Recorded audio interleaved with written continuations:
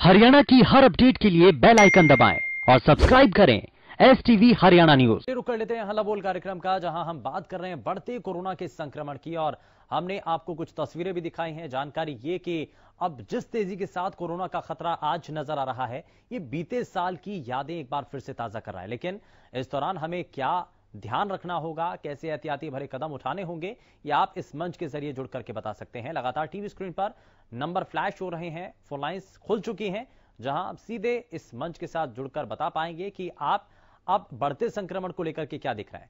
देश के कई राज्यों जहां पर नाइट कर्फ्यू लगाया गया है, 144 धारा लगा दी गई है और सख्ती भरे कदम उठाए गए हैं, लिमिटेशंस बहुत हद तक कर दी गई हैं। तो क्या आपको लगता है कि हरियाणा के अंदर भी कुछ ऐसे ही हालात बन चुके हैं? क्या हरियाणा के अंदर भी कुछ ऐसे ही सख्ती भरे कदम उठाने की जरूरत है, या अभी कोरोना को लेकर के, और खास करके आज हम बात कर रहे हैं टीका उत्सव को लेकर के भी, टीका उत्सव के साथ क्या आप जुड़ पाए हैं? यदि आप एलिजिबल हैं, यदि आप पात्र हैं, तो क्या आप भी इस वैक्सीनेशन अभियान के साथ अभी तक जुड़े हैं? 45 साल से ज्यादा की अगर आपकी उम्र है, तो क्या आपने टीका लगवाया है और कितने लोगों को आपने जागरूक किया है? ये आप इस मंच के जरिए जुड़ करके बता सकते हैं। तो देश में कोरोना वायरस संक्रमण की रफ्तार तेज होती नजर आ रही है, और कोरोना की जब दूसरी लहर देश में है, तो देश भर के अंदर कोरोना का संकट नजर आ रहा है। कोरोना बेकाबू होता दिख रहा है, लेकिन अब मुश्किल में आम लोग हैं। लोग ये जानना चाहते हैं, ये समझना चाहते हैं कि सरकार की प्लानिंग क्या है, सरकार कैसे आम लोगों की जान बचा पाएगी, कैसे सुरक्षित रख पाएगी, और क्या ऐसी कोशिशें हैं जिनके तहत आगे बढ़ते संक्रमण से जो लोग हैं उनको बचाने की तैयारी है। और बढ़ते कोरोना का असली जिम्मेदार कौन है? क्या अभी सरकार ने जो कदम उठाए हैं, क्या आपको लगता है कि वो एहतियाती कदम हैं? क्या उन उठाए गए कदमों से या उन सरकार की कोशिशों से कोरोना कुछ हद तक कम हुआ है, या कहीं आपको लगता है कि लापरवाही बरती गई, या सरकार ने देरी से कदम उठाए जिस वजह से ये जो संख्या है बढ़ती चली गई है? वीके यादव हमारे साथ कॉलर कार्यक्रम में जुड़ चुके हैं। बहुत स्वागत है सर आपका कार्यक्रम में, बताइए क्या कहना चाहते हैं। बहुत साधुवाद जी आपको और आपकी संपूर्ण हरियाणा न्यूज टीम परिवार को हमारी नागा बाबा पूर्णानंद मंगलानंद सेवा समिति नंदगांव की तरफ से बहुत बहुत हार्दिक बधाई जी। बहुत शुक्रिया सर, बहुत शुक्रिया। बताइए सर। सबसे पहले तो हम हमारी समिति की तरफ से मोदी जी और मोदी जी की टीम को और सीएम साहब मनोहर लाल जी के नेतृत्व में जो टीम काम कर रही है, और कोरोना टाइम में जो टीकाकरण लगाया जा रहा है, हाँ, वो आम आदमी तक हमने हमारी समिति ने नंदगांव की PHC में जाकर फीडबैक लिया। एक दिन आम आदमी को वैक्सीन उपलब्ध हो रही है। ये 70 साल का कुशासन का पहला हमें एक चमत्कार देखने को मिला है। जिन्होंने दिल्ली और चंडीगढ़ का नाम नहीं सुना था, CMO का भी नाम नहीं सुना था, OPD क्या होती है, वो महान विभूतियां इस मनुष्य रूप में जो जन्म ले रखा है, बेचारे जो झोपड़ी झोपड़ियों में रहते हैं, गरीब तबके के लोग हैं, वो भी इस वैक्सीन का लाभ उठा रहे हैं। उन्होंने 100 में भी नहीं सोचा था कि तुम्हारे पास ये प्लानिंग जो योजना दिल्ली और चंडीगढ़ वाली तुम्हारे पास भी पहुंचेगी, लेकिन ये राम राज का सुशासन का। ठीक है, आपका ये कहना है कि ये सुशासन है, और इसी सुशासन के तहत ये वैक्सीन सभी को उपलब्ध हो पा रही है। बहुत शुक्रिया वीके यादव जी, आप जुड़े हमारे साथ इस मंच के साथ। और हम ये कहना, हेलो जी, हाँ, और हम ये भी कहना चाह रहे हैं जी कि 45 साल से जो ऊपर टीकाकरण हो रहा है, उसके साथ साथ डॉक्टरों की एक राय लेकर के जो यूथ जर्नलिस्ट है, उनको भी टीकाकरण का लाभ दिया जाना चाहिए। यूथ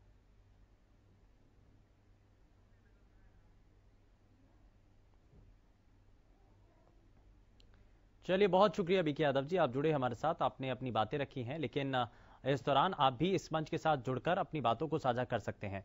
तो आपको क्या लगता है, क्या नजर आता है कि जो वैक्सीनेशन के जो कार्यक्रम चलाए गए हैं देश भर के अंदर, क्या वो सही दिशा में बढ़ रहे हैं? क्या वैक्सीन उपलब्ध हो पा रही है? और जो बार बार कहा जा रहा है कि अलग अलग टीका केंद्रों पर जाकर के आप अपने आप को रजिस्टर कर सकते हैं, वहां आप जाकर के फिर उसके बाद टीका लगवा सकते हैं, तो क्या ये सभी चीजें उतनी आसान है जितनी बताई जा रही हैं? आप ये अपना अनुभव साझा कर सकते हैं, और अगर आपने वैक्सीन लगवाई है तो क्या महसूस आपको हुआ? क्या आप इस पर बताना चाहते हैं? वहां पर लाइनें ज्यादा हैं या परेशानी होती है? क्या चीजें हैं वो आप बता सकते हैं। हालांकि सरकार का और प्रशासन का ये मानना है कि आम लोगों को किसी भी तरीके से वहां पर ज्यादा देर इंतजार ना करना पड़े, इसीलिए ऑनलाइन वेरिफिकेशन और ऑनलाइन रजिस्ट्रेशन की जो फैसिलिटी है, जो सुविधा है, वो उपलब्ध कराई गई है। यानी कि आप अपने घर पर बैठ करके ही अपने मोबाइल के जरिए कोविन ऐप या आरोग्य सेतु ऐप के जरिए अपने आप को रजिस्टर करा सकते हैं। टीकाकरण की इस पूरी प्रक्रिया में आप जो दिन है वो निश्चित कर सकते हैं। उस दिन आप जाइए, आप टीका लगवाइए और उसके बाद जो अगली डोज का समय है वो भी आपको इस बारे में इस ऐप के जरिए भी पता चल सकता है। और साथ ही साथ आप जब वैक्सीन लगवाने के लिए पहुंच रहे हैं तो क्या वहां पर आप व्यवस्थाएं देख रहे हैं, या आपने अभी तक ये जो कोरोना की वैक्सीन है अगर आपने नहीं भी लगवाई है तो आप तब भी हमारे इस मंच के साथ जुड़ करके बता सकते हैं क्या कारण है, आखिर आपने क्यों वैक्सीन नहीं लगवाई है, ये भी आप बता सकते हैं। लेकिन क्या लोगों के दिल से अब कोरोना का डर निकल चुका है और रोडवेज हो, बाजार हो, इन सभी जगहों पर नियमों का कितना पालन रखा जा रहा है, ये भी बता सकते हैं। तो ये लगातार इस मंच के जरिए आप तक हम तस्वीरें पहुंचा रहे हैं और अगले कॉलर मंजीत हमारे साथ कार्यक्रम में जुड़ चुके हैं। मंजीत, बहुत स्वागत है आपका कार्यक्रम में। बताइए क्या कहना चाहते हैं आज के विषय पर। सर नमस्कार। नमस्कार जी, बताइए मंजीत। मैं ये कह रहा हूँ सर जी, ये और देश को तो कोरोना का भय ठहरे हैं सब है जी, और ये वहाँ रैली कर रहे बंगाल में कहीं पर जहाँ भी चुनाव होता वहाँ कुछ नहीं हो सकता। हाँ हाँ जी, ठीक है, क्या जी? बिल्कुल, ये कुछ चीजें हैं मंजीत, बहुत शुक्रिया। और यहां अलग अलग जगहों पर जब रैलियां हो रही हैं तो वहां पर क्यों ऐसे नियमों की अवहेलना होती है, ये पहली बार नहीं है। इस विषय को इस मंच के जरिए रखा जा रहा है। इससे पहले भी कई बार आम लोगों की तरफ से, कॉलर्स की तरफ से अपनी बातें रखी गई हैं, ये सवाल उठाया गया है और हम भी लगातार इसी मंच के जरिए आप तक इन बातों को पहुंचा रहे हैं। और सबसे पहले सवाल हरियाणा न्यूज ने उठाया कि आखिर आम लोगों के चालान कट रहे हैं, लेकिन जो राजनीतिक रैलियां हो रही हैं, जितने ऐसे कार्यक्रम हो रहे हैं, वहां पर कितना नियमों का पालन हो रहा है और कितना अभी तक एक्शन हो पाया है, ये बड़ा सवाल है। और इसीलिए सवालों के कटघरे में प्रशासन भी है जो कि एक्शन उस लिहाज से नहीं ले रहा है। हालांकि चुनाव आयोग की तरफ से भी आप क्योंकि जितने भी कॉलर जुड़ रहे हैं वो बंगाल का, असम का, इन सभी जगहों का उदाहरण दे रहे हैं, तो चुनाव आयोग की तरफ से भी यह फिलहाल साफ किया गया है कि नियमों का पालन किया जाए और अगर सोशल गैदरिंग हो रही है तो वहां पर खास तौर पर लोगों को सोशल डिस्टेंसिंग का पालन करना होगा।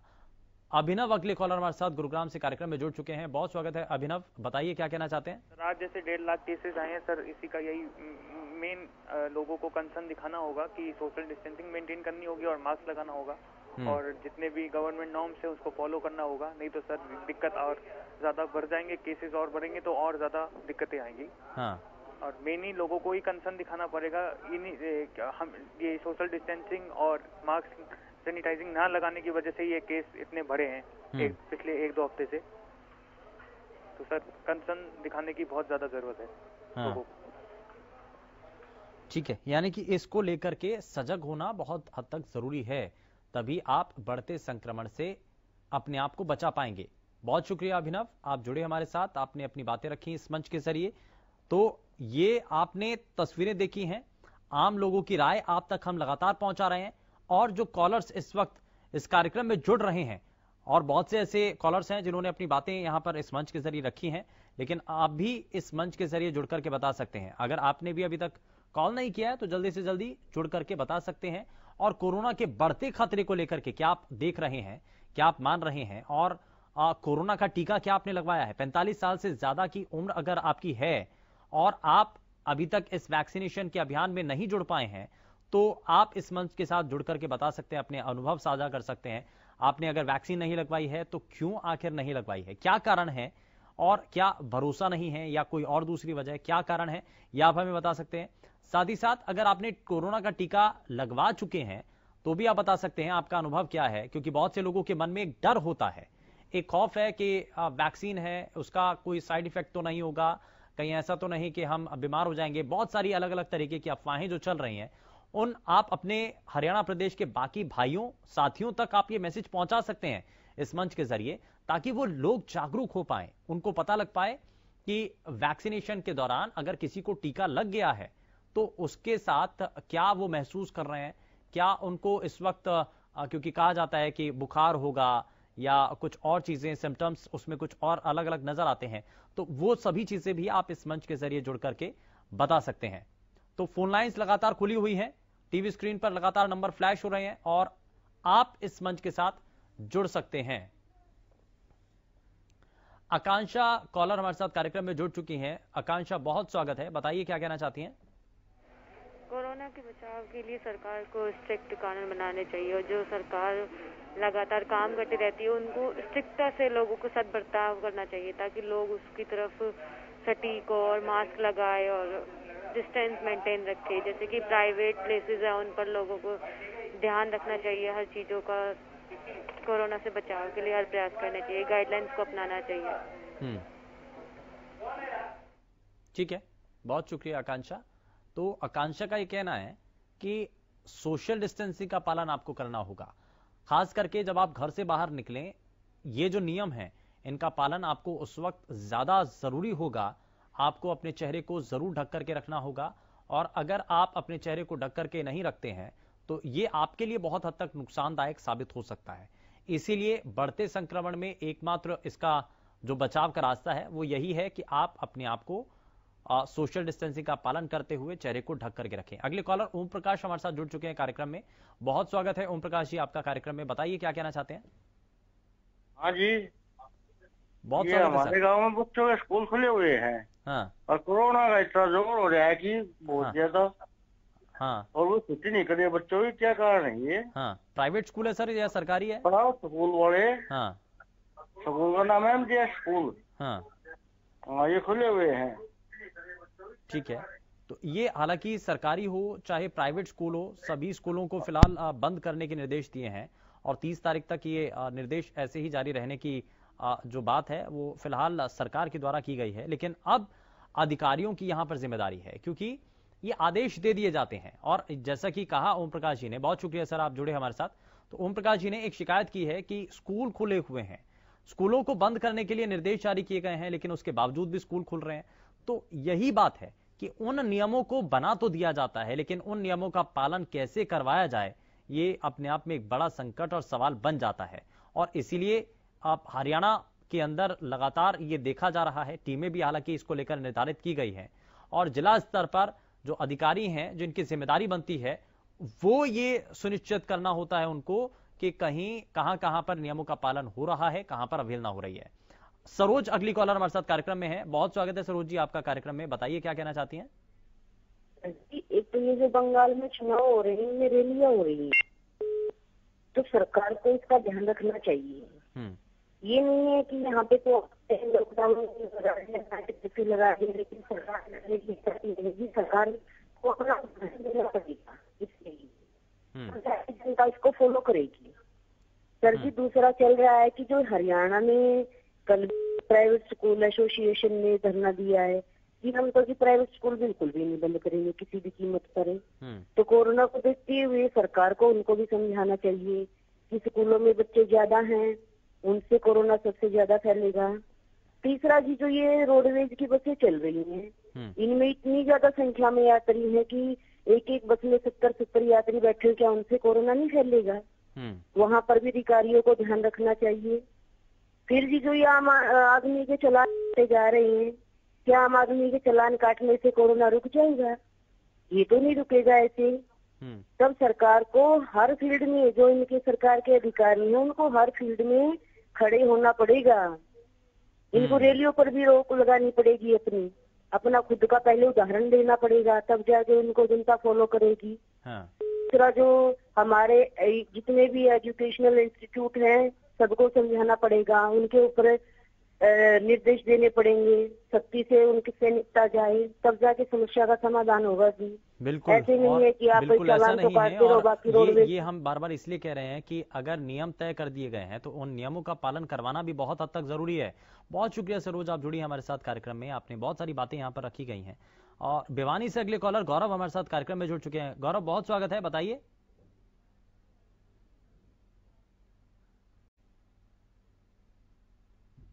गौरव, बहुत स्वागत है, बताइए क्या कहना चाहते हैं। स्कूल बंद हो गए हैं, लेकिन और भी जो उपाय सरकार करने होंगे ताकि जो कोरोना है वो बढ़ता जा रहा है उस पर कहीं ना कहीं रोकथाम हो सके। नियम तो बना रही है सरकार, लेकिन उनको लागू ढंग से नहीं किया जा रहा, लोग भी उसके प्रति जागरूक नहीं है। ठीक है, बहुत शुक्रिया देवेंद्र, आप जुड़े हमारे साथ कार्यक्रम में और आपने अपनी बातें रखी हैं। और अगले कॉलर इस बीच हमारे साथ देवेंद्र कार्यक्रम में जुड़ चुके हैं। बहुत स्वागत है देवेंद्र, बताइए। नमस्कार सर। नमस्कार जी, बताइए। सर मैं सिर्फ यही कहना चाहता हूँ, जो भीड़ भाड़ इलाके हैं उस गवर्नमेंट को थोड़ी गौर करनी चाहिए, वहाँ तो लापरवाही बरती जा रही है। हाँ। और एक आम आदमी को पकड़ के उसका चालान भी काटा जा रहा है। हाँ। तो ये कोरोना तो अपना भी फैल रहा है जब इतनी भीड़ भाड़ हो रही है यहाँ पे शहरों में। हाँ। तो मेरी तो यही दरख्वास्त है जी, सभी की कॉलोनियों में एक बार सर्वे कराया जाए, पता लग जाए कि कौन कौन कोरोना से, उससे थोड़ा फर्क पड़ जाएगा इसमें। हाँ। थोड़ा ये गवर्नमेंट को भी ध्यान देना चाहिए कि ऐसे ही फिरते रहते हैं, पब्लिक बहुत भीड़ होती है बाजारों में भी ज्यादा। हाँ। कोरोना एक बहुत भयंकर बीमारी है जी, इससे बचाव के लिए हमें भी खुद लापरवाही नहीं बरतनी चाहिए और गवर्नमेंट को भी चाहिए कि जगह जगह जाके अपना थोड़ा चेकअप किया जाए। ठीक है, यानी कि ज्यादा से ज्यादा टेस्टिंग की जाए। बहुत शुक्रिया देवेंद्र, आप जुड़े हमारे साथ, आपने बहुत सारी बातें यहाँ रखी हैं। और देवेंद्र का ये मानना है कि टेस्टिंग सबसे पहले ज्यादा करनी होगी और इस पर ज्यादा फोकस होना चाहिए ताकि ज्यादा से ज्यादा जो संक्रमित लोग हैं उनके बारे में जानकारी मिल पाए। हालांकि प्रधानमंत्री ने भी इसका जिक्र किया और कहा कि सबसे पहले कोशिश होनी चाहिए कि ज्यादा से ज्यादा टेस्टिंग हो सके। जगदीश अगले कॉलर पानीपत से हमारे साथ जुड़ चुके हैं कार्यक्रम में। जगदीश, बहुत स्वागत है, बताइए। हाँ जी, मैं ये कह रहा था श्रीमान जी जैसे करे कोरोना की वैक्सीन लगवाओ स्वस्थ रहोगे। हाँ। तो ये जो लोग किसान वहाँ बैठे हैं 3 महीने से, इनको कोरोना नहीं, बंगाल की रैलियों में कोरोना नहीं, स्कूल बंद कर दिए, बच्चों को 1 साल से शिक्षा नहीं दे रहे, नए नए मोबाइल खरीदो, थोड़े थोड़े बच्चे हैं, इनकी आंख खराब हो रही है, तो इनके लिए तो कोरोना है और लोगों के लिए कोरोना नहीं है।